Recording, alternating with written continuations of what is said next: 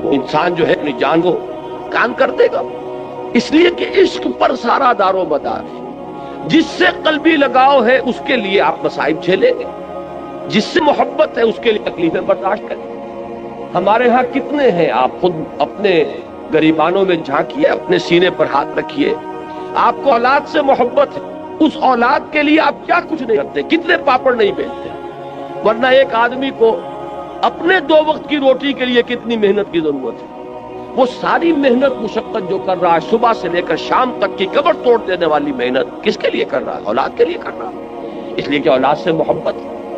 اور آپ کو ایسے لوگ مل جائیں گے جو گویا کہ کلیتاً اپنے وجود کو اولاد کی شخصیت میں گم کر دیتے ہیں، اس لیے کہ ان کا اور ہائر آئیڈیل زندگی میں ہے ہی نہیں۔ ان جینا مرنا، ان صلاتی و نسکی و محیای و مماتی للاولاد، ان کی نماز، ان کی قربانی، ان کا جینا، ان کا مرنا، ان کی بھاگ دوڑ، ان کی سعی و جو سب کے سب اولاد کے لیے۔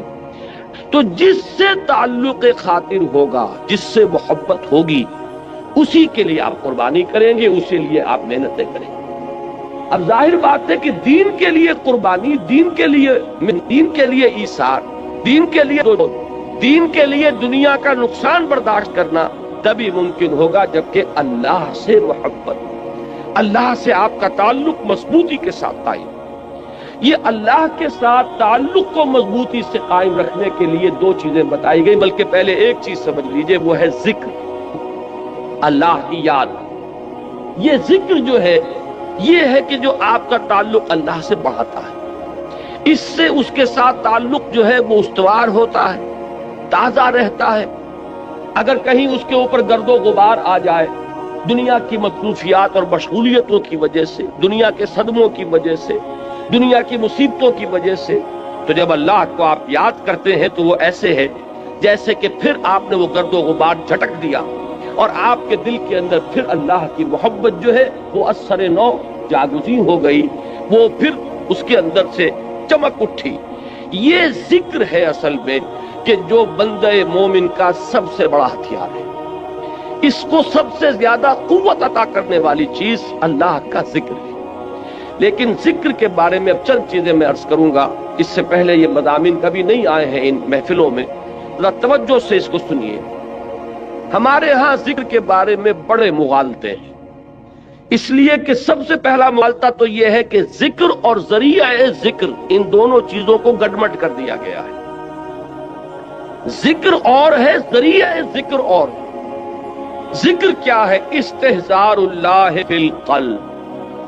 ذکر اصل میں ہے اللہ کو دل میں موجود رکھنا، اللہ کو دل میں یہاں اس کی یاد یا اس کی محبت یا اس کے ساتھ لگاؤ اور تعلق کو قائم۔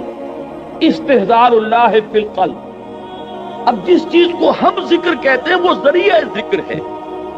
میں بیٹھ کر اگر کہہ رہا ہوں سبحان اللہ سبحان اللہ سبحان اللہ سبحان اللہ، یہ ذریعہ ذکر ہے، ذکر نہیں ہے۔ اب اگر یہ آپ سبحان اللہ کی تسبیح تو کر رہے ہیں لیکن دماغ آپ کا چکر لگا رہا ہے اپنے کاروبار میں، آپ نے کوئی پرابلم تھا، دکان سے اٹھ کر آئے ہیں اور ذہن آپ کا اسی پرابلم کو حل کرنے میں لگا ہوا ہے، تو چاہے تسبیح آپ نے پوری کر لی، تو ذکر کا یہ ذریعہ تو آپ نے اختیار کیا، ذکر آپ کو حاصل نہیں ہوا۔ اسی طریقے سے نماز کیا ہے؟ ذریعہ ذکر ہے۔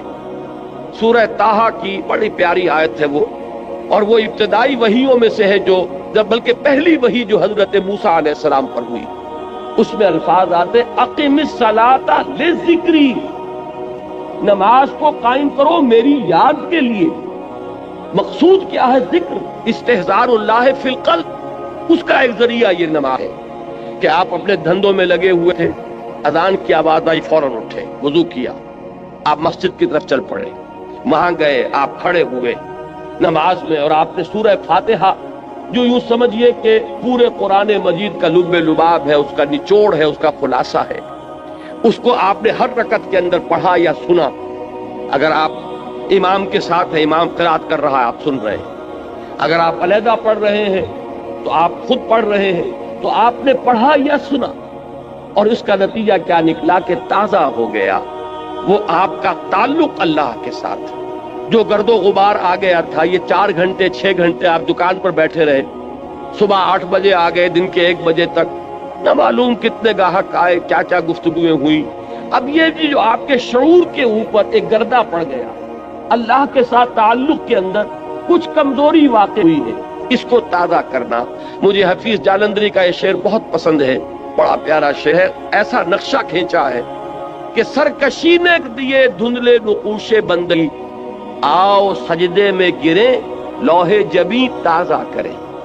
یہ لوح جبیں پر ہمارا لکھا ہوا نا کہ ہم بندے ہیں اللہ کے، ہم آقا نہیں ہیں، ہم اپنے وجود کے مختار اور مالک نہیں ہے کہ جو چاہے کرے، ہم تو ہمارا آقا وہ ہے، ہم اس کے بندے ہیں۔ لیکن ہوتا کیا ہے، میں تو یہاں عرض کر رہا ہوں کہ خارجی اثرات جو ہیں کہ آپ کاروبار میں لگے رہے، کسی اور دھندے میں لگے رہے، ڈاکٹر ہے مریضوں کو دیکھ رہا ہے، کوئی بچہ چلا رہا ہے، کوئی عورت جو ہے وہ اپنے بچے کو چپ کرا رہا ہے، یہ کلینک کے اندر ایک طوفان مچا ہوا ہے۔ یہ 5 گھنٹے جو اس کیفیت میں گزرے ہیں اور اس سے ذرا اس تعلق مع اللہ کے اندر کمی آئی، اب آؤ کہ اس کو تازہ کر لیں۔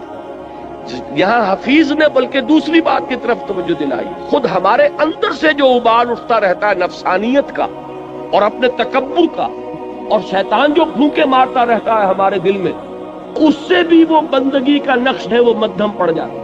تو خارجی اثرات ہوں یا داخلی اثرات ہوں، ان سے اگر وہ عہد بندگی جو ہے جو ہماری پیشانی پر نقش تھا وہ کچھ مدھم پڑ گیا، تو آؤ کہ سجدے میں گرے، تاکہ ہماری جبین جب زمین پر ٹکے اللہ کے سامنے تو ہمارا وہ گرد و غبار اوپر سے ہٹ جائے اور اللہ کی بندگی کا وہ نقش تازہ ہو جائے۔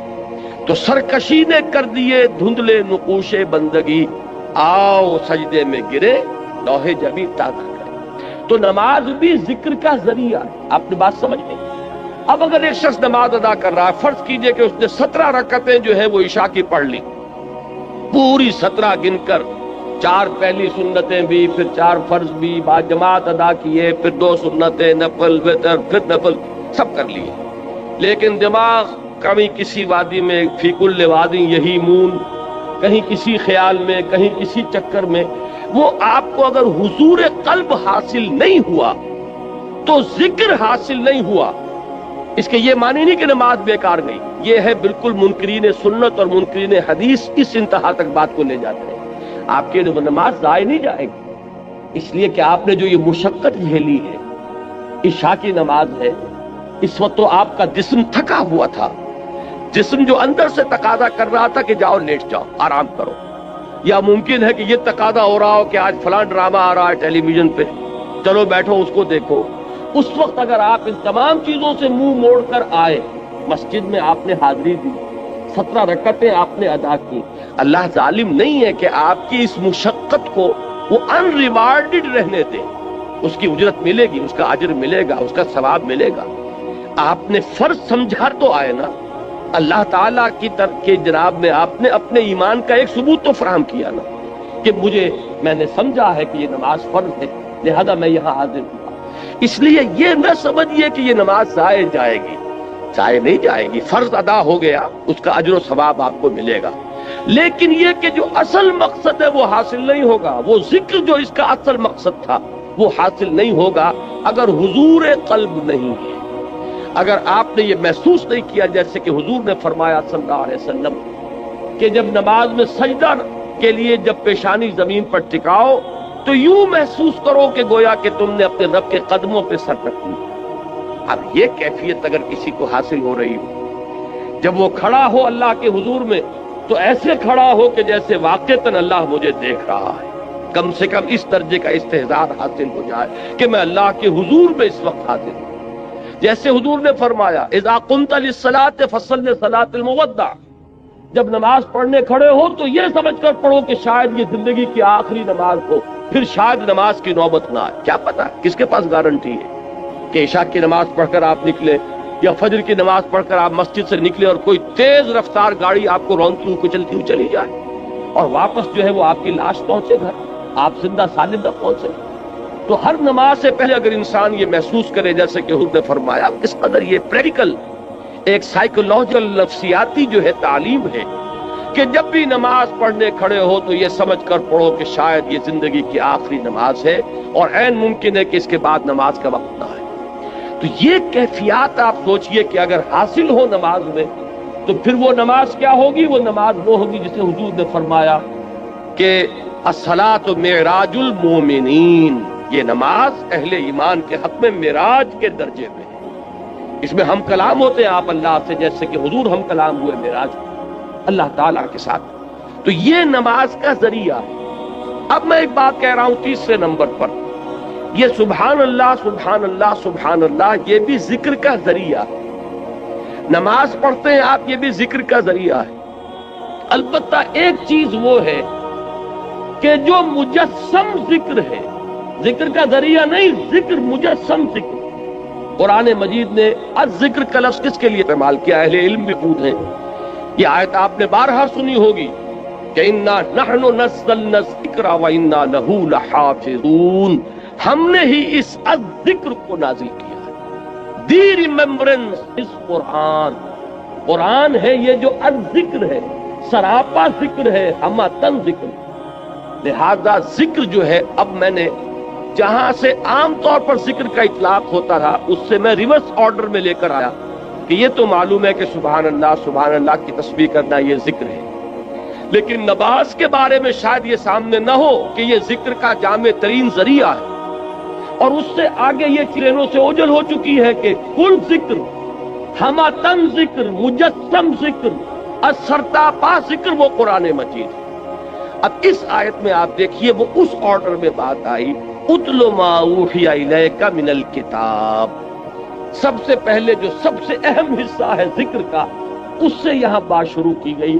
قرآن کی تلاوت سے بڑا ذکر اور کوئی نہیں۔ قرآن کی تلاوت دعا کے بارے فرمایا گیا ہے کہ دعا مخ العبادہ، دعا هو العبادہ، دعا جو ہے وہ عبادت کا جوہر ہے، نچوڑ ہے۔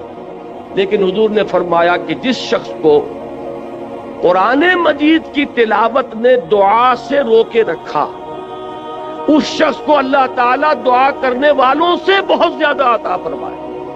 یعنی اسے دعا نہیں بلکہ وہ قرآن مجید ہی کی تلاوت میں لگا ہوا ہے، دعا کی طرف توجہ نہیں ہوئی۔ اب جو مانگنے والے ہیں، دعا کرنے والے ہیں، جو کچھ اللہ تعالیٰ انہیں عطا فرمائے گا ان سے کہیں بڑھ کر انہیں دے گا کہ جو مشغول رہے تلاوت قرآن۔ تو سب سے بڑا ذکر قرآن ہے، جو مجسم ذکر ہے، جس کے لیے بطور علم یہ لفظ آیا ہے الذکر، یہ گویا کہ پراپر ناؤن ہے اس کے لیے، الذکر، انا نحن نزلنا الذکر وانا لہ لحافظون وانزلنا الیک الذکر لتبین للناس ما نزل الیہم۔ اے نبی، یہ الذکر ہم نے آپ کی طرف اس لیے نازل کیا کہ جو چیز ہم نے لوگوں کے لیے اتاری ہے اس کو آپ ان پر واضح کریں، اس کی تبیین فرمائے، اس کی توضیح فرمائے، اپنے قول سے، اپنے عمل سے اس کی وضاحت کریں۔ وہاں بھی لفظ الذکر آیا قرآن کے لیے، اور یہ متعدد آیات اور بھی، لیکن اب وقت نہیں ہے کہ میں ان سب کو کوٹ کروں۔ تو اب ذکر کو یوں سمجھیے، آج اس موضوع پر پورے طور پر اس کا احاطہ کر کے اٹھیے۔ ایک بات تو ہمیں یہاں سے معلوم ہو گئی کہ وَلَا ذِكْرُ اللَّهِ اکبر، یقیناً اللہ کا ذکر سب سے بڑی شے ہے، بہت بڑی شے نہیں، اکبر ہے افعال التفصیل، سب سے بڑی شے۔ اس راہ میں صبر کے لیے، اس راہ میں استقامت کے لیے، اس راہ میں پامردی کے لیے، اللہ کے دین کے لیے ایثار اور قربانی کرے انسان، اور دل پشمردہ نہ ہو بلکہ اور خوشی ہو، اور اس کے اندر جو ہے اس کے دل کی کلی کھلتی چلی جائے کہ اللہ کی راہ میں یہ تکلیف بھی آئی، زہے نصیب کہ اللہ نے ہمیں اس قابل سمجھا کہ ہمیں اپنی راہ کی اس تکلیف کے لیے منتخب کر لیا۔ اللہ کی راہ میں مجھے یہ جلا کٹا فقرہ بھی سننا پڑا، زہے نصیب کہ اللہ تعالیٰ نے ہمیں اس قابل سمجھا کہ نبی اکرم صلی اللہ علیہ وسلم کو اگر جلے کٹی بات سننی پڑی تو ہمیں بھی اس کا کوئی عکس، اس کا کوئی حصہ ہمیں بھی نصیب ہو۔ تو بجائے اس کے کہ اس سے دل پشمردہ ہو، دل کی کل کھلے، وہ ہے وَلَا ذِكْرُ اللَّهِ اکبر۔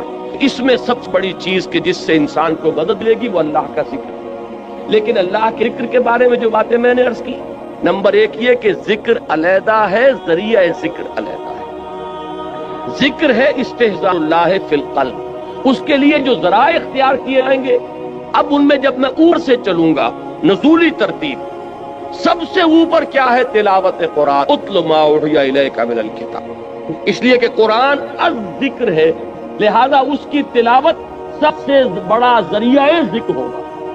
سب سے اہم، سب سے مقدم، سب سے پہلا ذریعہ ذکر تلاوت قرآن۔ اتل ما اوحی الیک من الکتاب۔ نمبر 2 پر ہے نماز۔ نماز جو ہے اس کے بارے میں میں یہ عرض کر دوں کہ یہ جامع ترین ذریعہ ذکر ہے۔ مقدم ترین وہ ہے قرآن کی تلاوت، اہم ترین ہے قرآن کی تلاوت، لیکن جامع ترین یہ ہے۔ وہ کس لیے کہہ رہا ہوں؟ اس میں دیکھیے 4 چیزیں جمع کر دی گئی ہیں۔ نمبر 1، اس میں ذکر قولی بھی ہے، ذکر عملی بھی ہے۔ آپ پڑھ بھی رہے ہیں سورہ فاتحہ، زبان سے بھی کہہ رہے ہیں سبحان ربی العظیم، زبان سے بھی کہہ رہے ہیں اللہ اکبر، اور رکوع میں بھی جا رہے ہیں۔ اللہ اکبر کہہ کے جب آپ گئے رکوع میں تو آپ نے اپنے وجود سے بھی ذکر کیا، اپنے وجود سے بھی گویا کہ ظاہر کیا کہ آپ اللہ کی بڑائی کے قائل ہیں کہ آپ اس کے سامنے روپ میں آ گئے۔ پھر آپ جب سجدے میں گرے ہیں تو گویا کہ آپ نے اپنے پورے وجود سے ظاہر کیا کہ آپ کے ذہن میں، آپ کے قلب پر اللہ کی عظمت کا نقش اتنا گہرا ہے کہ آپ نے اپنی پیشانی اس کے قدموں میں۔ معلوم یہ ہوا کہ یہ ذکر قولی بھی ہے اور ذکر عملی بھی شامل ہے۔ جیسے سائنس کی تعلیم ہوتی ہے، کلاس روم میں لیکچر ہوتے ہیں اور پھر جا کر لیبارٹری میں ایکسپیریمنٹیشن ہوتی ہے، یہ دونوں چیزیں جب جمع ہو جاتی ہیں تب وہ بات راسخ ہو جاتی ہے۔ تو ذکر قولی اور ذکر عملی، اور نمبر 2 ذکر قولی میں بھی، اب یہ میں ایک اصطلاح خود ایجاد کر کے آپ کے سامنے رکھ رہا ہوں۔ ایک ہے ایکٹیو ذکر اور ایک ہے پیسیو ذکر۔ ایکٹیو ذکر کیا ہے؟ جس میں خطاب ہوتا ہے اللہ کے ساتھ، جس میں کہ علامہ اقبال نے میننگ آف پریئر، ان پر ان کا ایک لیکچر ہے، وہ جو ان کے 7 لیکچرز ہیں تباہ شدہ، ریکنسٹرکشن آف تھاٹ ان اسلام، اس میں ایک میننگ آف پریئر ان اسلام، اسلام میں دعا اور نماز کا مقام کیا ہے، اس کا مفہوم کیا ہے۔ بڑی پیاری بات ایک یہ کہی ہے کہ انسان جب دعا کرتا ہے اللہ سے تو اس میں وہ انائے صغیر انائے کبیر کے بالکل سامنے آ جاتی ہے۔ ایک تو یہ ہے کہ آپ جملہ خبریہ کی شکل میں اللہ اکبر اللہ اکبر اللہ اکبر آپ نے 34 مرتبہ کہا، اللہ سب سے بڑا ہے، اللہ سب سے بڑا ہے، اللہ سب سے بڑا ہے۔ یہ غائب کے سیدھے میں بات ہو رہی ہے، اس میں خطاب نہیں ہے، اس لیے میں اس کو کہتا ہوں پیسیو ذکر۔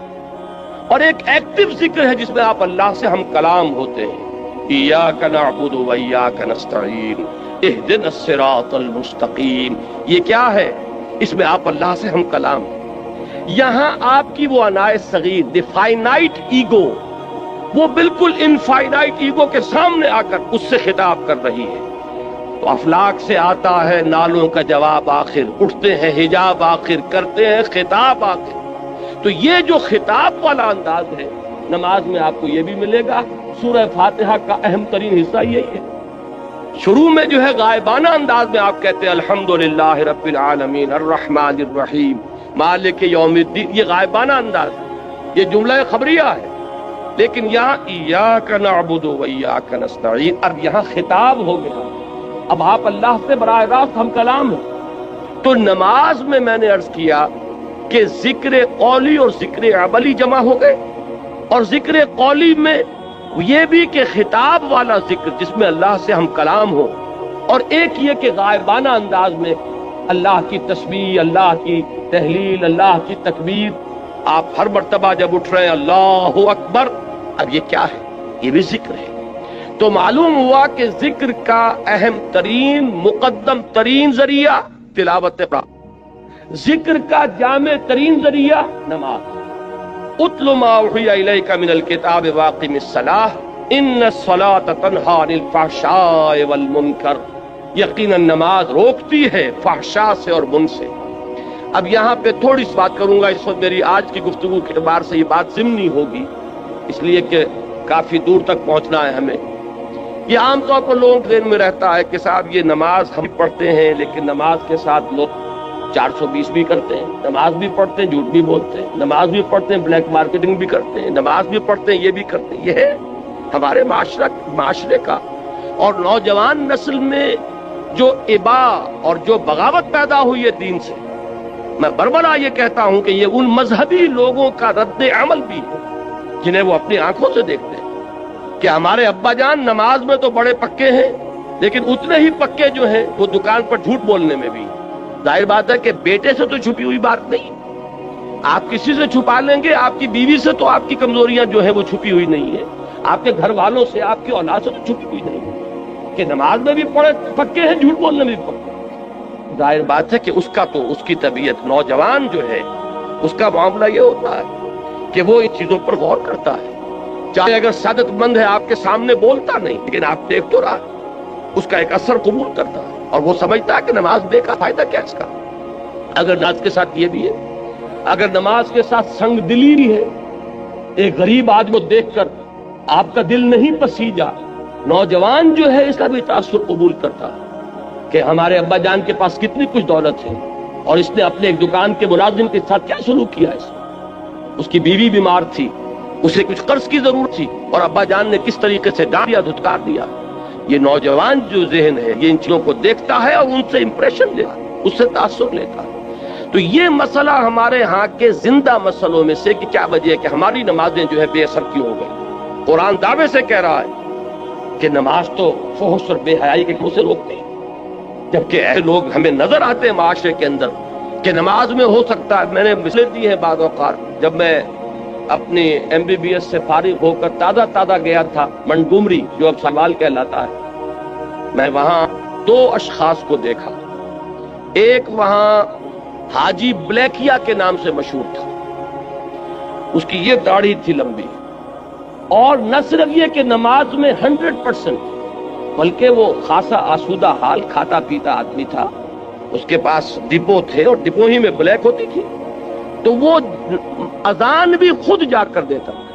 5 وقت کی اذان وہ شخص دیتا تھا. یعنی جہاں تک عبادت کا تعلق ہے, یہ ایک صاحب ساہیوال کے بیٹھے ہوئے سر ہلا رہے ہیں, تو وہ ان کے ذہن میں وہ صاحب آ گئے ہوں گے, لیکن بہرحال میں کسی متن شخص کو نہیں, میں تو ایک مثال کے طور پر آپ سے کہتا ہوں کہ یہ ہمارے معاشرے کے اندر وہ حاجی بلیکیا جو ہے وہ نوجوان نسل پر اپنے اس دین کا کیا اثر قائم کر رہا ہے. اور اس کے ساتھ ہی بالکل پیرلل ایک حاجی رشوت تھے وہاں, وہ انکم ٹیکس کے اندر وہ انسپیکٹر تھے, ان کی بھی داڑھی بہت طویل اور نمازی بہت کے, لیکن وہ خوب رشوت لیتے خود بھی اور رشوتیں دلواتے تھے مسجدوں کو بھی. جا کے جب وہ کسی پارٹی کا گلا دباتے تھے تو اپنے لیے بھی کچھ لیتے تھے اور اللہ کو نہیں بھولتے تھے, اللہ کے گھر کے لیے بھی چندے لے لیتے تھے. یہ ہے ہمارے ہاں کی وہ دینداری کہ جس کی وجہ سے واقعہ یہ ہے کہ نوجوان نسل میں اگر دین سے دوری ہوئی ہے تو اس کے کچھ اسباب ہیں. عباد سبا ہی ہما آوردہ تست, یہ ہمارے اپنے کرتوت ہے کہ جس کی وجہ سے نوجوان نسل میں بغاوت پیدا ہوئی.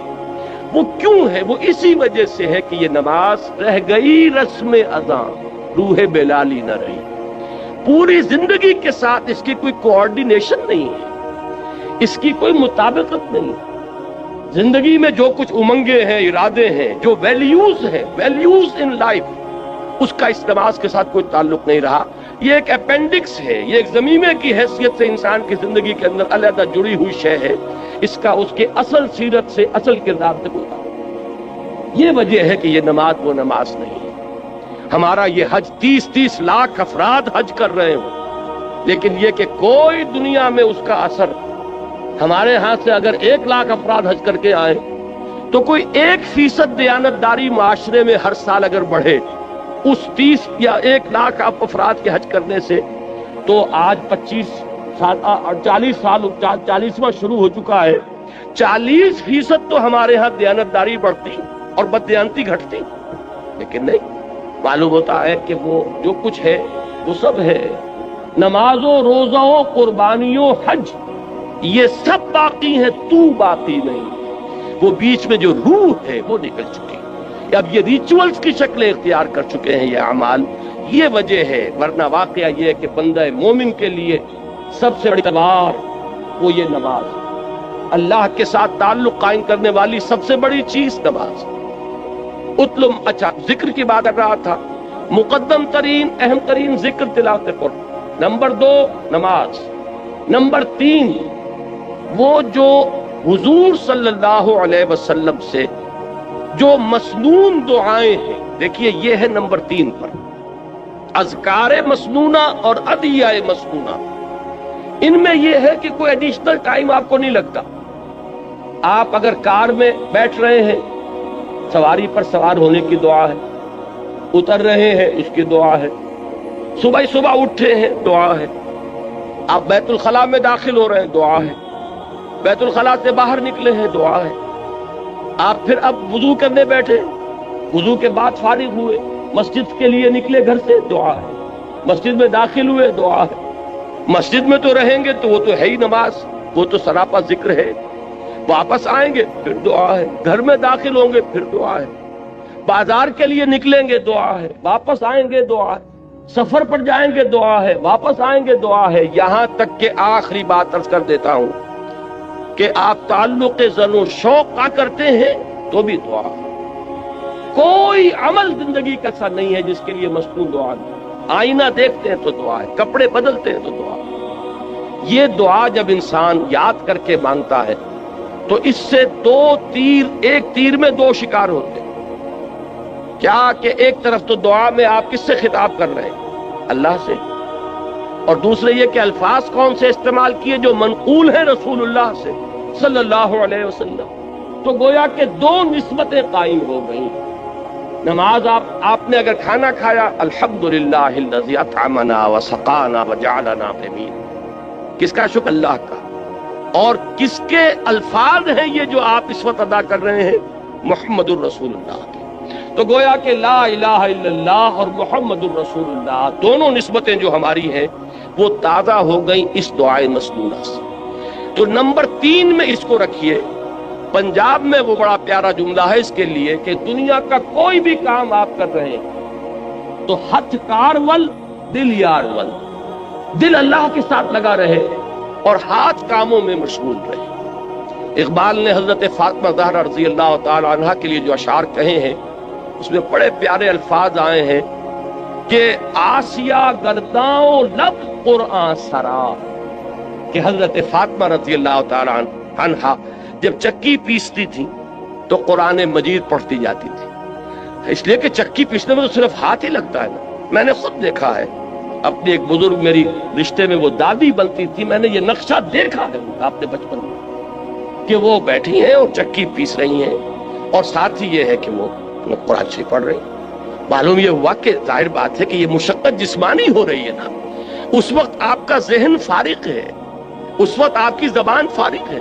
اگر اس وقت آپ تلاوت قرآن کر رہے ہو تو گویا کہ آپ کا کوئی ایڈیشنل ٹائم نہیں لگا، وہ ہاتھ جو ہے چکی پیسنے میں مصروف ہے، لیکن آپ نے یہ ذکر الہی کی نعمت جو ہے اضافی طور پر حاصل۔ تو تیسرے نمبر پر، نمبر 1 قرآن، تلاوت قرآن، نمبر 2 اقامت صلاۃ، نمبر 3 اذکار مسنونہ اور ادعیہ معصورہ، وہ جو ذکر حضور نے بتایا۔ اب نماز کے بعد ہے یہ 33 بار سبحان اللہ، 33 بار الحمدللہ، 34 بار اللہ اکبر، یہ حضور کا بتایا۔ تو ظاہر بات ہے حضور کے بتائے ہوئے اذکار ان کی بہت بڑی قدر و قیمت ہے، بڑی اہمیت ہے، اور وہ دعائیں کہ جو حضور سے منقول ہیں یہ ہے۔ اور چوتھے نمبر پر ہمارے جو یہ سلاسل ہیں، یہ چشتی سلسلہ ہے، یہ قادریہ سلسلہ ہے، انہوں نے اپنے اپنے زمانے میں لوگوں کی ذہنیتوں کو سامنے رکھ کر یہ جو اذکار جو انہوں نے مدون کیے کہ یہ سلسلہ ذکر ہے چشتیہ کا، یہ ذکر خفی ہے، یہ ذکر جلی ہے، یہ چوتھے نمبر پر لائیے، اس لیے کہ وہ لوگ بہت ماہر تھے نفسیات کے، اور انہوں نے اپنے زمانے میں اگر مفید سمجھ کر وہ طریقے مدون کیے ہیں تو ٹھیک ہے، مجھے ان سے اختلاف نہیں ہے، لیکن خدا کے لیے انہیں چوتھے نمبر پر رکھیے۔ اگر اس کو نمبر 1 پر لے آئے اور اصل ذکر آپ نے اسی کو سمجھا اور تینوں منزلیں جو ہے کود کے کراس کر گئے تو یہ اصل میں ریورس ہو جائے گا، سارا ریشو پروپورشن کا معاملہ غلط ہوتا ہے۔ نمبر 1 پر قرآن، نمبر 2 پر نماز، نمبر 3 پر اذکار مسنونہ اور ادعیہ معصورہ، اور نمبر 4 پر اذکار وہ کہ جو مختلف سلسلوں میں جو تصوف کے یا ذکر کے جو طریقے ہیں ان میں جو بھی تجویز کیے جائیں، اگر یہ ترتیب رہے گی تو انشاءاللہ تعالی اس کی تمام برکات جو ہے صحیح طور پر پائے۔ بہرحال یہاں اس پوری آیت کا جو نتیجہ نکلا وہ کیا ہے؟ جو شخص اللہ کے دین کے لیے جد و جہد میں، محنت میں، کشمکش میں مبتلا ہو، اس کو جان لینا چاہیے کہ اس میں صبر و ثبات کے لیے اصل چیز کیا ہے؟ اللہ کے ساتھ تعلق، اللہ کے تعلق کے لیے کیا چیز ہے؟ اللہ کا ذکر. اللہ کے ذکر کے لیے یہ 4 چیزیں ہیں: تلاوت قرآن، اقامت صلاۃ، ادعیہ معصورہ، اذکار مسنونہ، اور جو اس کے علاوہ ذکر آپ کسی سلسلے میں منسلک ہے تو جو آپ کے مرشد نے، آپ کے جو بھی جن سے آپ نے سلسلہ تعلق قائم کیا، جو ذکر وہ بتائیں. اب آئیے اگلی آیت: وَلَا تُجَادِلُوا أَهْلَ الْكِتَابِ إِلَّا بِالَّتِي أَحْسَنُ إِلَّا الَّذِينَ ظَلَمُوا مِنْهُمْ، اور مت جھگڑو اہل کتاب سے مگر بہت ہی عمدہ طریقے سے، اس طریقے سے جو سب سے عمدہ ہو. اس لیے کہ یہاں بھی احسن ہے، جیسے وہاں اکبر ہے، وَلَذِكْرُ اللَّهِ اکبر، افعل التفصیل. یہاں بھی احسن جو آیا ہے یہ سپرلیٹو ڈگری، سب سے اعلیٰ طریقے پر ان سے جھگڑو. ابھی میں بتاؤں گا کہ مجادلے کا مطلب کیا ہے.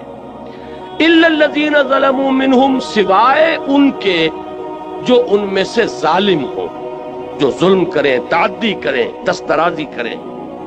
اب یہاں بات سمجھ لیجئے، تعویل خاص جو ہے اس کے اعتبار سے یہ حکم ہو رہا ہے مسلمانوں کو اہل کتاب کے ذمن میں، اس لیے کہ حضور صلی اللہ علیہ وسلم اور صحابہ کرام جب اس دین کی کشمکش میں مبتلا تھے، دعوت دے رہے تھے اور ادھر سے رد عمل ہو رہا تھا، مصیبتیں تھیں، مشکلات تھیں، تو عرب میں 2 طبقے تھے. ایک وہ امیین مشرکین جو کسی نبی کے نام لیوا نہیں، کوئی ان کے پاس کتاب نہیں، کوئی شریعت نہیں، اگرچہ حضرت ابراہیم کا نام وہ لیتے تھے لیکن وہ بھی جد امجد کی حیثیت سے کہ ہم ان کی نسل سے، وہ بھی رسول کے ہونے کی حیثیت سے نہیں بلکہ ایک نسلی تعلق جو ان کا تھا حضرت ابراہیم کی اولاد سے. دوسرا طبقہ تھا یہ اہل کتاب، نصارہ اور یہود. یہ کون تھے؟ یہ گویا کہ سابقہ مسلمان امت تھی، اس لیے کہ یہ تو کتابوں کے ماننے والے، رسولوں کے ماننے والے، شریعت کے ماننے والے. تو یہ 2 طبقے ہوئے کہ جو اس وقت تھے کہ جن سے نبی اکرم صلی اللہ علیہ وسلم اور صحابہ کرام کو سابقہ پیش آیا. اب ان میں سے جہاں تک مشرکین کا تعلق ہے، ظاہر بات ہے کہ وہ تو ضل ضلالا بعیدا والی بات ہے، بہت دور نکل گئے، مشرک ہیں، بتوں کو پوج رہے ہیں، ان کے ہاں تو کوئی بھی خیر موجود ہے ہی نہیں. لیکن جہاں تک ان اہل کتاب کا تعلق ہے، اگرچہ اخلاقی طور پر کیا آپ نے اس کی صفائی کی ان کی طرف سے، ایک اور کوئی حملہ ہو گیا، تو یہ بحث و نزاع جو ہے یہ جدال ہے. اب اس میں ظاہر بات ہے کہ جب آپ دین کے غلبے کی جد و جہد کر رہے ہیں تو آپ یہ نہیں کہہ سکتے کہ بھائی کسی سے کچھ نہ کہو، کسی سے مت الجھو. الجھنا تو پڑے گا، دین غالب کیسے ہوگا؟ اس لیے کہ جو بھی باطل کے پرستار ہیں وہ تو راستہ روکے کھڑے، وہ تو نہ یہ چاہتے ہیں کہ دین کا پیغام عام ہو، نہ یہ چاہتے ہیں کہ کوئی دین کی طرف پیش قدمی کرے. تو الجھنا تو پڑے گا، تصادم تو ہوگا، وہ تو ناگزیر ہے. یہ جو بعض بڑے نیک طبع لوگ ہوتے ہیں کہ صاحب بس آپ اپنا کام کیجئے، کسی سے الجھیے نہیں، میں ان کی نیکی کو تو داد دیتا ہوں لیکن یہ میں سمجھتا ہوں کہ ان کے سامنے تصور ہی نہیں ہے. اس لیے کہ ان کے سامنے اگر وہ حرک کی تصور ہو تو حرک کی تصور میں تو الجھنا پڑے گا. جو آپ کا راستہ روک کر کھڑا ہو گیا اسے آپ ہٹائیں گے نہیں تو راستے میں کیسے چلیں گے؟ تو ٹھیک ہے، آپ اگر سٹیٹس کو مینٹین کرنا چاہتے ہیں، جیسے بھی رہے معاشرہ ویسے رہے، تب تو آپ کسی سے نہ الجھیے. لیکن یہ کہ اگر آپ کو اس معاشرے کو کسی رخ پر لے کر جانا ہے، اگر آپ کو یہاں اللہ کے دین کو غالب کرنا ہے، تو جو بھی راستے میں آ رہا ہے اس سے آپ کو دست و گریبان ہونا پڑے گا. اس میں یہ ہے کہ وہ نیکی جو ہے، نیکی کا ایک تصور وہ ہے وہی کہ جو اس سٹیٹک کانسیپٹ آف ریلیجن کے ساتھ جو ہے اس کی مطابقت ہے. اپنی ذاتی زندگی میں نماز روزہ کر لو، اللہ اللہ خیر صلاح، تب تو یہ کہ نہ کسی سے الجھنا، نہ کسی کے ساتھ بحث و نزاع. وہ اپنے دھندے میں لگا رہے، تم اپنے دھندے میں لگے رہو. لیکن اگر دین کی جد و جہد کرنی ہے تو آپ کو ان کی باتوں کا جواب دینا پڑے گا. وہ لوگ عوام کو ورغلائیں گے، آپ کو ان کے مغالطے رفع کرنے پڑیں گے. اور کسی وقت ایسا بھی ہو سکتا ہے کہ آپ کو ان پر بھی جوابی حملہ کرنا پڑے گا. قرآن مجید میں آپ کو نظر آ جائے گا بنی اسرائیل سے جو خطاب ہوا ہے سورہ بقرہ میں 5ویں رکوع سے لے کے 15ویں رکوع تک، ان پر قرآن مجید نے ان کی جو غلطیاں تھیں، ان کی جو خامیاں تھیں، ان کی تاریخ کے جو اہم واقعات تھے کہ جن سے کہ انہوں نے اللہ اور اس کے رسول کے راستے سے جو انحراف کیا تھا، ان سب کا کھول کر پردہ چاک کیا گیا اور ایک بڑی مفصل قرارداد فرد جرم جو ہے ان کے اوپر عائد کی گئی ہے. تو یہ سارا کام کرنا پڑتا ہے۔ لیکن یہ کہ اہل کتاب کے ساتھ ایک احتیاط کی ضرورت ہے کہ ایک تو مشرکین ہیں، ان کا معاملہ یہ ہے کہ وہ بہت دور نکل گئے ہیں اپنی ضلالت و گمراہی میں، لیکن یہ بہرحال کسی نہ کسی درجے میں زبانی کلامی اللہ، رسول، آخرت، کتاب، شریعت، نبوت، وحی، فرشتے، ان سب کو مانتے ہیں، لہذا ان کے ساتھ بہت نرم رویہ اختیار وَلَا تُجَادِلُوا أَهْلَ الْكِتَابِ إِلَّا بِالَّتِي هِيَ أَحْسَنُ، اور مت جھگڑو، مت مجادلہ کرو اہل کتاب سے مگر اس طور سے کہ جو بہت ہی اعلیٰ۔ اب آپ غور کیجئے کہ یہ تو تعویل خاص سے بات واضح ہو گئی، اب تعویل عام پر آئیے جو اصول ہے تفسیر کا۔ الاعتبار لعموم اللفظ لا لخصوص السبب، اصل اعتبار جو ہے الفاظ کی عمومیت کا کیا جائے گا، نہ کہ ایک خاص پس منظر کا جن میں وہ آیات نازل ہو۔ اب اس کو جنرلائز کیجئے تو وہ بات کیا بنے گی؟ فرض کیجئے کہ آج ہم پاکستان میں اسلام کے غلبے کی جد و جہد کرتے ہیں، مخالفت ہوگی کہ نہیں ہوگی؟ کمیونسٹ بھی مخالفت کریں گے، ملحدین بھی کریں گے، سیکولرزم کے قائلین بھی کریں گے، جو یہ قومیتوں کا نظریہ تراش کر جو اس کی بنیاد پر گاڑی چلا رہے ہیں وہ بھی کریں گے۔ یہ سب کریں گے کہ نہیں کریں گے؟ آپ کو ایک چومکھی جنگ لڑنی پڑے گی۔ اگر غالب نہیں کرنا اسلام کو تو گھروں میں بیٹھیے، کسی سے الجھنے کی ضرورت نہیں۔ لیکن یہ ہے کہ اگر آپ کو اسلام کو غالب کرنا ہے تو الجھنا پڑے گا۔ اب اس الجھنے میں ایک ہمارے ہاں وہ طبقات ہیں کہ جن کا کچھ نہ کچھ مذہب کے ساتھ تعلق ہے، ان کی کچھ نہ کچھ مذہب کے ساتھ جو ہے ان کی کمٹمنٹ ہے، وہ نماز روزہ کرتے ہیں، وہ کچھ نہ کچھ دین کا کے لیے محنت ہے، بھاگ دوڑ ہے، اگرچہ آپ سے اختلاف ہے، آپ کے طریقہ کار سے اختلاف ہے۔ مثال کے طور پر جماعت اسلامی ایک کام کر رہی ہے، تبلیغی جماعت ہے وہ اپنے طریقے پر کام کر رہی ہے، جماعت اسلامی کا طریقہ اور ہے، تبلیغی جماعت کا طریقہ اور ہے، جمعیت العلماء اسلام ہے وہ اپنے طریقے پر کام کر رہی ہے، وہ نہ تبلیغی جماعت کا طریقہ ہے نہ جماعت اسلامی کا طریقہ ہے۔ ہم نے ایک تنظیم قائم کی، تنظیم اسلامی، ہمارے سامنے ایک اور طریقہ کار ہے۔ تو یہ تو ہو سکتا ہے کہ آپ کے طریقے سے اختلاف کرتے ہوں، لیکن بہرحال ان کا دین کے ساتھ کوئی لگاؤ ہے، وہ بھی اس میدان میں ہے، ان کی بھی کمٹمنٹ ہے، وہ اپنے تجزیے کے مطابق، اپنی تشخیص کے مطابق، اپنی تجویز کے مطابق کام کر رہے ہیں۔ لہذا اب آپ اگر خطاب میں سب کو ایک لاٹھی سے ہانک دیں گے تو در حقیقت آپ اپنے مقصد کو نقصان پہنچائیں۔ جو بھی دین کے میدان میں ہے، جو بھی دین کا کوئی کام کر رہا ہے، اس کے ساتھ بڑے ادب کے ساتھ، احترام کے ساتھ پیش آؤ، ان کا اکرام کرو۔ یہ میں لفظ جو ہے تبلیغی بھائیوں والا استعمال کر رہا ہوں، ان کی عزت کرو کہ وہ بھی دین کے کام میں لگے، اگرچہ ٹھیک ہے آپ کا نقطہ نظر کچھ اور ہے، ان کا نقطہ نظر کچھ ہے۔ ایک الیکشن کے راستے سے جانا چاہتا ہے، ایک سمجھتا ہے کہ اس راستے سے وقت کے ضیاع کے سوا کچھ حاصل نہیں ہوگا، لہذا اس نے کوئی اور راستہ تجویز کیا ہے۔ ایک وہ ہے کہ جو صرف لوگوں کو نیکی کی تلقین کر کے وہ یہ سمجھتا ہے کہ جب نیکی آئے گی بدی خود بخود چلی جائے گی، لوگوں کو خامخواہ جو ہے اس کے اوپر تنقید کی زبان مت کھولو، بلکہ یہ کہ فضائل کی تلقین کے ذریعے سے لوگوں کو نیکی کے راستے پر لے آؤ۔ ایک کا خیال ہے نہیں، قرآن میں تو جہاں بھی آیا ہے امر بالمعروف کے ساتھ نہی عن المنکر ساتھ جڑا ہوا آیا ہے، یہ تو ایک گاڑی کے دو پہیے ہیں۔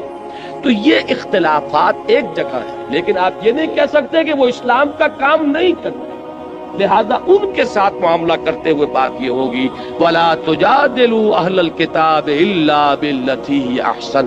ہمیں یہاں سے رہنمائی لینی ہوگی کہ اگرچہ مخالفین اس وقت مشرکین بھی تھے اور اہل کتاب بھی تھے، اور اہل کتاب کی مخالفت کے بارے میں قرآن نے کہا کہ یہ سب سے زیادہ شدید ہیں بغض میں، یہود کے علماء سے بڑھ کر دشمن کوئی نہیں تھا محمد رسول اللہ صلی اللہ علیہ وسلم کا، حالانکہ وہ خوب جانتے تھے یعرفونہ کما یعرفون ابناہم، ایسے پہچانتے ہیں محمد کو جیسے اپنی اولاد کو پہچانتے ہیں۔ لیکن اس کے باوجود چونکہ ان کا ایک ماضی ہے، وہ رسولوں کے نام لیوا ہیں، ان کے ہاں کتاب ہے، تورات ہے، ان کے ہاں علماء ہیں، ان کے ہاں مذہبی عدالتیں ہیں، لہذا ان کو بالکل مشرکین کے اعتبار رکھ دینا درست نہیں ہوگا۔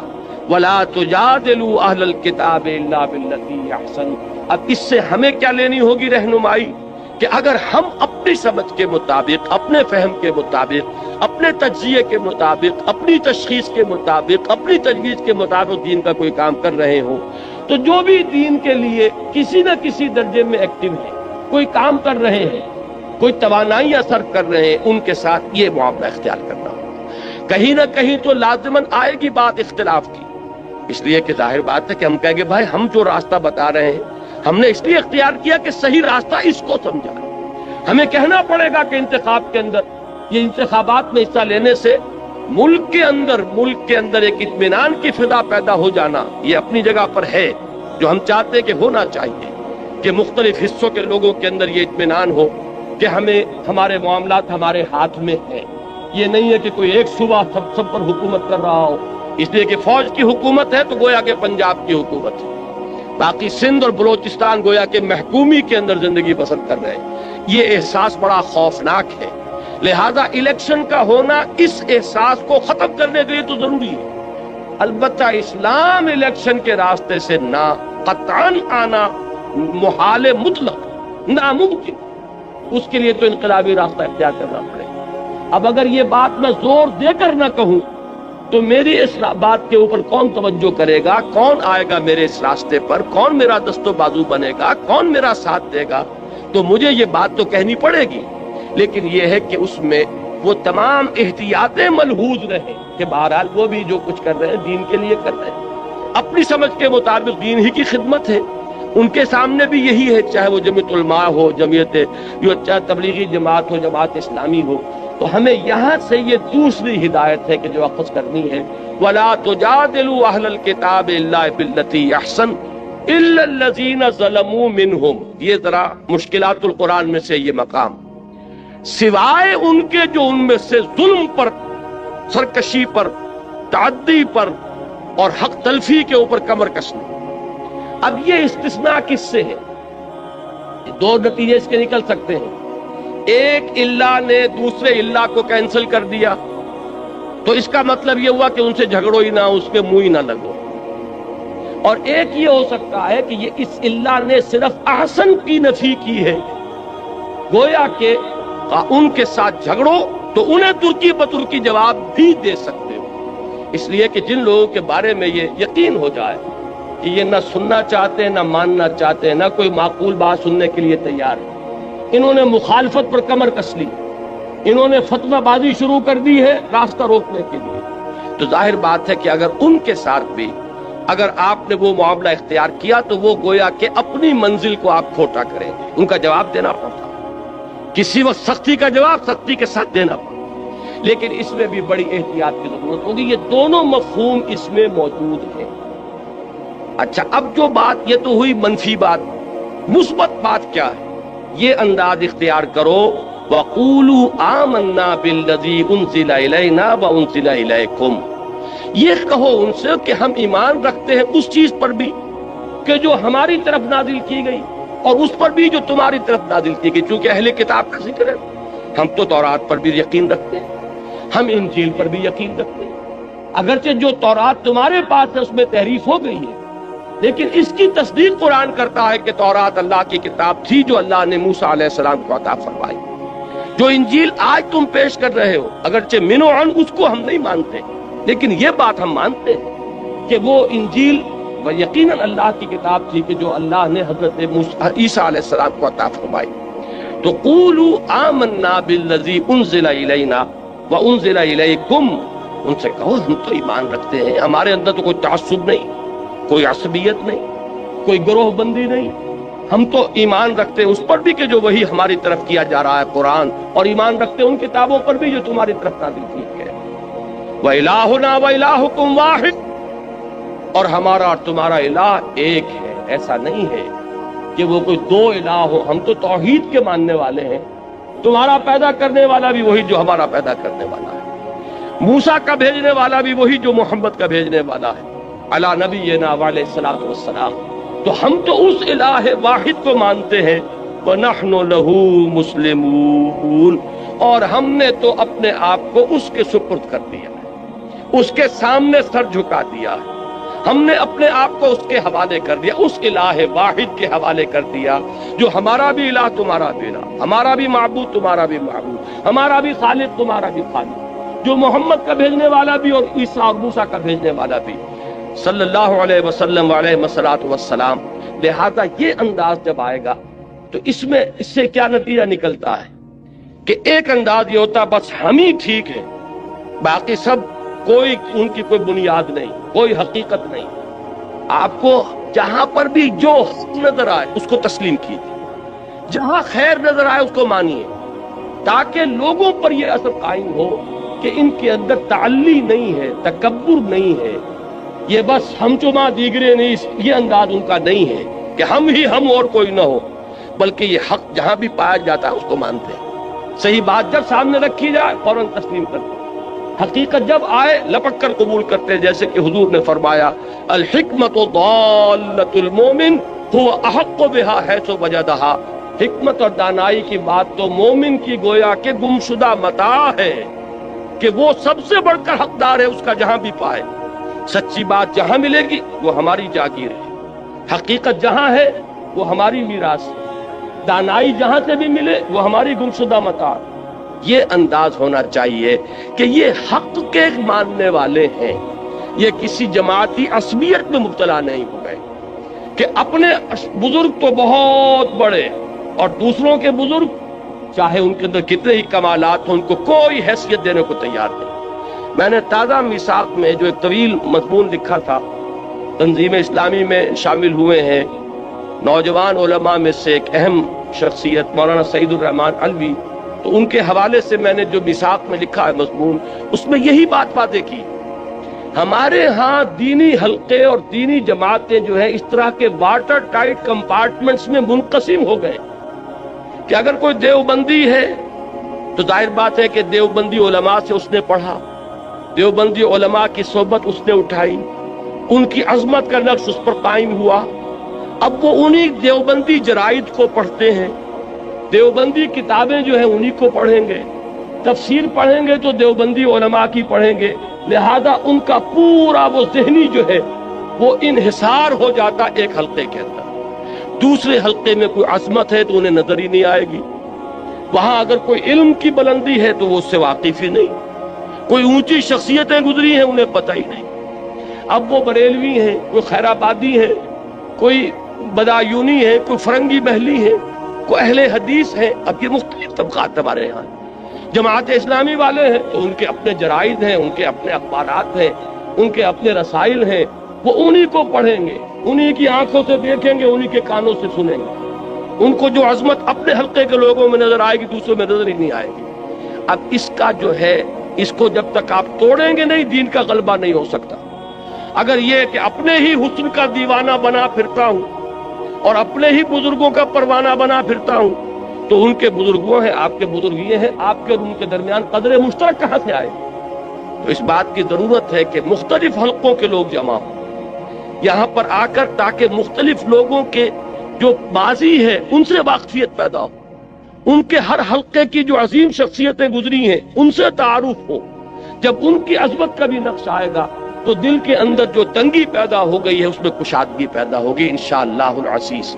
تو یہ چیز بھی ہمارے دین کی اقامت کی جد و جہد میں بہت ہے کہ اپنے سینوں کو کشادہ کریں، نگاہوں کو کھولیں، کانوں کو کھولیں. صرف یہ نہیں کہ بس کسی ایک ہی گھڑے کی مچھلی اور کسی ایک ہی کنویں کے میڈک بنے ہوئے ہیں، بلکہ چاہیے کہ دوسرے حلقوں کو دیکھیں، ان کے کتابوں کا مطالعہ کریں، ان کے جو بزرگ ہیں ان کے بھی حالات زندگی جو ہے ان کا مشاہدہ کریں. تو اس طریقے سے دلوں کے اندر بھی کشادگی ہوگی اور قریب آئے. یہ آیت اس اعتبار سے اقامت دین کی جد و جہد میں نہایت اہم ہدایت نمبر 2 ہوئی. وَلَا تُجَادِلُوا أَهْلَ الْكِتَابِ إِلَّا بِالَّتِي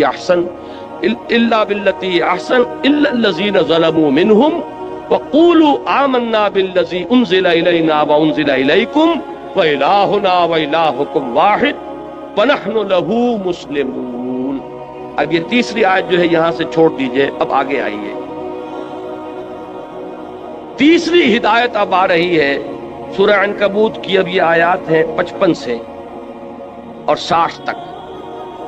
یا عبادی الذین آمنوا ان ارضی واسعۃ فإیایا فاعبدون کل نفس ذائقۃ الموت ثم الینا ترجعون والذین آمنوا وعملوا الصالحات لنبوئنہم من الجنۃ غرفا تجری من تحت الانہار خالدین فیہا نعم اجر العاملین الذین صبروا وعلی ربہم یتوکلون وَكَأَيٍّ مِّن دَابَّةٍ لَا تَحْمِلُ رِزْقَهَا اللَّهُ يَرْزُقُهَا وَإِيَّاكُمْ وَهُوَ السَّمِيعُ الْعَلِيمُ۔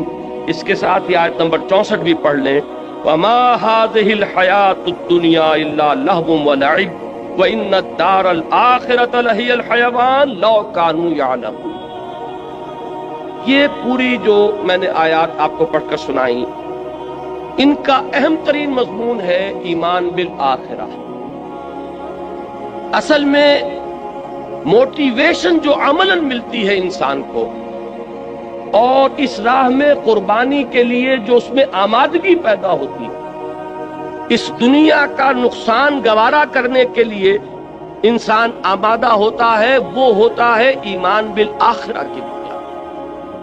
جتنا یقین گہرا ہوگا کہ آخرت حق ہے اور اصل زندگی وہ ہے، اتنا ہی آپ کا ویلیو سٹرکچر جو ہے بدلنا شروع ہو جائے۔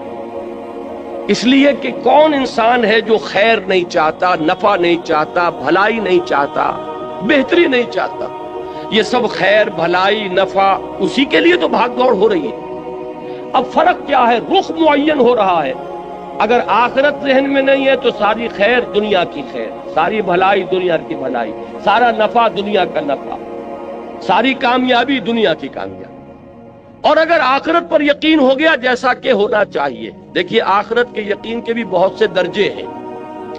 ایک تو یہ کہ ہم زبان سے مانتے ہیں جی ہاں اٹھنا ہے، بعث بعد الموت ہے، جی اٹھنا ہے، آخرت ہے، لیکن آپ کے ذہن میں ریشیو پروپورشن قائم نہیں ہوا کہ آخرت کسے کہتے ہیں، دنیا کسے کہتے ہیں، ان کے درمیان مناسبت کیا ہے، نسبت کیا ہے۔ آخرت کی زندگی ابدی زندگی، یہ فانی زندگی، کوئی نسبت قائم ہوگی؟ جن لوگوں نے میتھمیٹکس پڑھا ہے وہ فائنائٹ اور انفائنائٹ میں کوئی نسبت قائم کر سکتے ہیں؟ ایک چیز انفائنائٹ لامحدود اور ایک چیز فائنائٹ۔ 80 برس بھی جی لو گے تو آخر ایک دن تو موت کا دن آئے گا کہ یہاں سے جانا ہوگا، اور 80 کی گارنٹی کس کے پاس ہے؟ کس کے پاس گارنٹی ہے کہ کل صبح کا سورج وہ طلوع ہوتا ہوا اپنی ان آنکھوں سے دیکھ سکے؟ معلوم ہوا کہ دنیا کی یہ زندگی اتنی عارضی، اتنی ناپائیدار، اتنی فانی، اتنی ناقابل اعتماد کہ ایک دن کا بھی یقین نہیں۔ وہ بڑا پیارا مصرع ہے کہ سامان 100 برس کا ہے اور پل کی خبر نہیں، اس کو یقین ہے۔ لیکن ہماری ساری بھاگ دوڑ جو ہے ہو رہی ہے دنیا کے لیے، اس لیے کہ دنیا پر پورا یقین قائم ہے، دنیا تو نقد ہے آنکھوں کے سامنے۔ اب اگر یہ چیز ذہن میں قائم ہو جائے کہ وہ ابدی زندگی، ہمیشہ کی زندگی، بلکہ ابھی اس آیت کا ترجمہ کر لیجئے جو آخر میں پڑھی ہے، وَمَا هَٰذِهِ الْحَيَاةُ الدُّنْيَا إِلَّا لَهْوٌ وَلَعِبٌ وَإِنَّ الدَّارَ الْآخِرَةَ لَهِيَ الْحَيَوَانُ لَوْ كَانُوا يَعْلَمُونَ۔ یہ اس دنیا کی زندگی تو سوائے کھیل اور تماشے کے کچھ ہے ہی نہیں۔ حقیقت میں تو آخرت کا گھر وہ ہے اصل زندگی، کاش کہ انہیں معلوم ہوتا۔ اب آپ غور کیجئے، انسان کے عمل پر سب سے زیادہ اثر انداز ہونے والا عقیدہ آخرت ہے، کہ اس سے سارا نقشہ بدل جاتا ہے۔ اصل زندگی وہ زندگی ہے، تو یہ زندگی جو ہے یہ تو کھیل تماشا ہے۔ ایک شخص کو آپ کو معلوم ہے ایک ڈرامے کے اندر بادشاہ کا رول مل گیا، ایک سینما آپ پکچر دیکھ رہے ہیں، اس میں کوئی شخص جو ہے وہ سکندر اعظم بنا بیٹھا ہے یا کوئی اور بادشاہ بنا بیٹھا ہے، آپ کو معلوم ہے کچھ نہیں ہے، یہ 3 گھنٹے کا کھیل ہے، اس کے بعد کچھ بھی نہیں، یہ سب کپڑے وپڑے اتر جائیں گے، اور وہاں جا کر جب یہ اپنا کپڑا اتار دے گا تو وہی فلاں ابن فلاں رہ جائیں گے، اللہ اللہ خیر سب۔ کوئی فقیر اس کے اندر فقیر کا رول پلے کر رہا ہے، وہ فقیر تو نہیں ہے، وہ بھی ایک ایکٹر ہے، یہ بھی ایک ایکٹر ہے۔ تو دنیا کی یہ زندگی آپ 30 برس کی شمار کر لیں، وہ 3 گھنٹے کا ایک کھیل ہے، یہ 30 برس کا ایک کھیل۔ 30 برس اس لیے کہہ رہا ہوں کہ پہلے 20 برس تو ویسے نکال دیجئے کہ وہ بھی شعور کے نہیں ہوتے، اور 50 برس کے بعد سے آپ کی ڈھلوان شروع ہو جاتی ہے، 70-80 پر پہنچنے کے بعد تو آدمی پھر ہو جاتا ہے وَمَن نُعَمِّرْهُ نُنَكِّسُ فِي الْخَلْقِ، کہ جتنا بوڑھا ہوا اتنا ہی بچہ ہو گیا۔ मालूम है उसके दरमियान में कितनी है, 30-40 बरस की एक एवरेज है जो आपकी फाल जिंदगी है, जिसमें कि आप कुछ बनाते हैं, मेहनत करते हैं, भाग दौड़ करते हैं। किसी ने कारखाना बनाया तो इसी में बनाया, किसी ने कारोबार जमाया तो इसी में जमाया, कोई प्रोफेशन में शाइन कर रहा है तो वो भी यही वक्त है।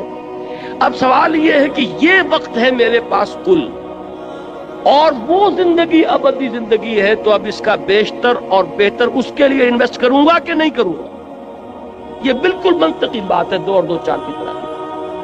अगर आखिरत का यकीन नहीं है, या ये कि आखिरत का ये यकीन तो है कि आखिरत होगी, लेकिन दिल में आपने चोर पैदा कर लिए हैं कि फलां हस्ती के दामन से बंधे हुए हम तो निकल जाएंगे, हमें पकड़ने वाला कोई नहीं है, हमने फलां के हाथ में हाथ दे रखा है, वो हमें ले जाएगा, या वहां किसी की सिफारिश काम कर जाएगी, या वहां पर हम तो बख्शे बख्शाए हैं, नाहनु अब्नाउल्लाह व हिब्बाहु, हम तो अल्लाह के बेटों के मानिंदे बड़े चहीते हैं, आग हमें छू ही नहीं सकती, अगर छुएगी बिलफर तो चंद दिन, लन तमस्सना नारु इल्ला अय्यामम मादूदात। अब ये खुद अपनी जगह एक मुस्तकिल मौजू है मेरी मुकम्मल तकरीर का, कि अकीदा आखिरत से इनहिराफ की 6 शक्लें हैं, कि बज़ाहिर एक शख्स कहता है कि मैं आखिरत का मानने वाला हूं, हकीकत में मानने वाला नहीं, इसलिए कि उसने उसको किसी चीज से ज़रब दे दी, 0 से ज़रब दे दी, तो 0 से तो जो बड़े से बड़ा आदद है ज़रब खाएगा तो 0 हो जाएगा। तो अकीदा आखिरत को अकीदा शफाअत के साथ जोड़ दिया, 0 हो गया। अकीदा आखिरत के साथ नहनु अब्नाउल्लाह व हिब्बाहु, हम जो कुछ भी हैं लेकिन तेरे महबूब की उम्मत में है, वो आखिरत तो 0 हो गई। फिर क्या उसका फिक्र रहेगा, क्या उसकी आपको कोई फिक्र दामनगीर होगी कि उसके लिए कुछ बनाना है, कुछ उसके लिए सामान करना है, आखिरत के लिए कोई तोशा आखिरत फराम करना है, कोई जरूरत ही नहीं। इसलिए कि हम जो कुछ भी हैं तेरे महबूब की उम्मत में है, लिहाजा जन्नत तो हमारा पैदाइशियत है, वहां तो हमारी रिजर्वेशन मौजूद है, लिहाजा कोई खौफ नहीं। अब ये शक्ल जहां होगी वो अकीदा आखिरत बिल्कुल मादूम होकर रहे, उसका आपके अमल पर कोई असर नहीं। लेकिन ये 6 हैं उससे मराहिल, जिसको मैं इस वक्त तफसील से बयान नहीं कर सकता। इस वक्त जो मुझे बताना है वो ये है कि प्रैक्टिकल मोटिवेशन, ईसार और कुर्बानी। अभी मैं आ रहा था, मेरे साथ एक साथी थे, हमारी तंजीम इस्लामी शिकागो के अहम कारकुन है, वो आए हुए हैं 3 महीने के लिए यहाँ पाकिस्तान, और मेरे साथ सफर पर आए। उन्होंने अपनी एक ऑब्जर्वेशन मेरे सामने बयान की कि मैं ये देखता हूं कि दीन के लिए जो लोग काम करते हैं, लेकिन अगर उन्हें कोई नुकसान हो जाता है या कोई तकलीफ होती है, तो बजाय इस पर कि उस पर उनके चेहरे पर बशाशत पैदा हो, पशमुर्दगी आ जाती है। हालांकि बशाशत पैदा होनी चाहिए। ये मैंने कहा कि आपकी ऑब्जर्वेशन जो है ये बहुत सही है, बहुत दुरुस्त है। उसका सबब क्या है? सबब यह है कि हम किसी वजह से, आम तौर पर हमारे यहाँ दीन का काम जो हो रहा है वो कोई कम्युनिटी वर्क के तौर पर हो रहा है, कोई एक कौमी जिद्दोजहद है, जैसे पाकिस्तान की तहरीक थी, कौमी जिद्दोजहद थी, लेकिन हमने उसमें नारा इस्लाम का लगाया। पाकिस्तान का मतलब क्या? ला इलाहा इल्लल्लाह। इसी तरीके से हमारे यहाँ बहुत से लोग बज़ाहिर दीन का काम कर रहे होते हैं, लेकिन उनकी असल मोटिवेशन जो है वो आखिरत की नहीं होती, आखिरत का यकीन उनका जज्बा मुहर्रिका नहीं होता, आखिरत पे जिस दर्जे का पुख्ता ईमान होना चाहिए वो हासिल नहीं है। वरना तो यह कि यहाँ का घाटा होटा देखकर इंसान को खुशी होनी चाहिए कि यहाँ जो मुझे डेबिट हो रहा है वहां क्रेडिट हो रहा है, यहाँ जो नुकसान हो रहा है वहां मेरी आकबत बन रही है। ये यकीन अगर होगा तो अगर कोई तकलीफ आई तो बजाय पशमुर्दगी के इस्तिबशार पैदा होगा। ये सूरह तौबा में लफ्ज इस्तेमाल है, फस्तबशिरू बिबैइकुमुल्लज़ी बायअतुम बिह, तो खुशियां मनाओ, तुम पर तो बशाशत तारी होनी चाहिए। जैसे हजरत खुबैब का लफ्ज आया था कि जब उन्हें सूली दी जा रही थी तो जब पहला नेजा जो है उनके कलेजे में चुभोया गया तो उनकी जबान से बात निकले, फुज़्तु व रब्बिल काबा, काबे के रब की कसम में कामयाब हो गया। ये अगर बशाशत की कैफियत नहीं है तो उसका सबब क्या है कि मालूम होता है कि आखिरत पर हमारा यकीन उतना पुख्ता नहीं। वरना अल्लाह के वादे राहुन व रैहानुन व जन्नतुन नईम, वो जन्नत के जिसके नेमतें वो हैं कि जिनका हम इस दुनिया में तसव्वुर तक नहीं कर सकते, अगर उसके वादे पर यकीन है। इसीलिए सूरह अनकबूत के पहले रुकू में आया था, میں نے پوری تفصیل سے بیان کیا تھا کہ یہ نہ سمجھنا کہ تمہارے ساتھ جو ہم وعدے کیے کر رہے ہیں، من کان یرجو لقاء اللہ فإن اجل اللہ لآت وهو السمیع العلیم والذین آمنوا باللہ والذین آمنوا وعملوا الصالحات لنکفرن عنہم سیئاتہم ولنجزینہم احسن الذی کانوا یعملون۔ یہ سارا کس لیے کہ یقین رکھو تمہاری یہ محنتیں اکارت نہیں جائیں، تمہارا یہ اثار، تمہاری یہ قربانیاں، تمہاری یہ مشقتیں یہ ان ریوارڈڈ نہیں جائیں گی۔ تمہارا وہ پروردگار دیکھ رہا ہے۔ اے بلال جو تم پر بیت رہی ہے تمہارا رب دیکھ رہا ہے۔ اے خباب جو کچھ تم پر اس وقت گزر رہی ہے تم اپنے رب کی نگاہوں میں ہو۔ فَإِنَّكَ بِأَعْيُنِنَا، ہم سب کچھ سن رہے ہیں۔ اے بلال اس حال میں کہ تمہارے سینے کے اوپر بھاری سل رکھی ہوئی ہے اور اوپر سے سورج آگ برسا رہا اور نیچے سے زمین توے کی طرح جل رہی ہے، اس وقت بھی تمہاری زبان سے جو لفظ نکل رہا احد احد احد احد، اللہ سن رہا ہے کہ میرا ایک بندہ ہے جو اس مشقت کے اندر بھی میری توحید کا نعرہ لگا رہا۔ تو یہ چیزیں یوں ہی نہیں چلی جائیں گی، اس کا بھرپور صلہ تمہیں ملے گا، بھرپور بدلہ ملے گا۔ جب تم ہمارے حضور میں حاضر ہوگے خلعتوں سے نوازے جاؤ گے۔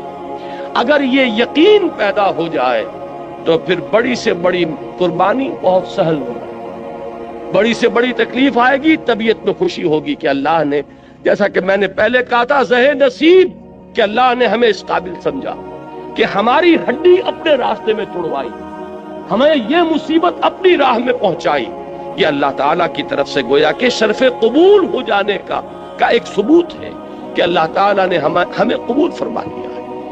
یہ انداز ہوگا کب؟ جب کہ آخرت کا یقین۔ تو فرمایا وما هذه الحیات الدنیا الا لہو ولعب، یہ دنیا کی زندگی تو سوائے کھیل کود کے کچھ نہیں۔ جیسے ڈرامہ ہوتا ہے 3 گھنٹے کا، یہ 30 برس کا ڈرامہ ہے۔ کسی کو ہم نے جھوپڑی میں پیدا کر دیا ہے، کسی کو گولڈن سپون کے ساتھ پیدا کر دیا ہے، سلور سپون نہیں، گولڈن سپون۔ لیکن یہ کہ یہ بھی جب آنکھ کھلی گل کی تو موسم تھا خزاں کا، ذرا سی دیر ہے ادھر آنکھ کھلی، وہ 60 کروڑ تقسیم ہوئے ہوں یا 60 ارب تقسیم ہوئے ہوں،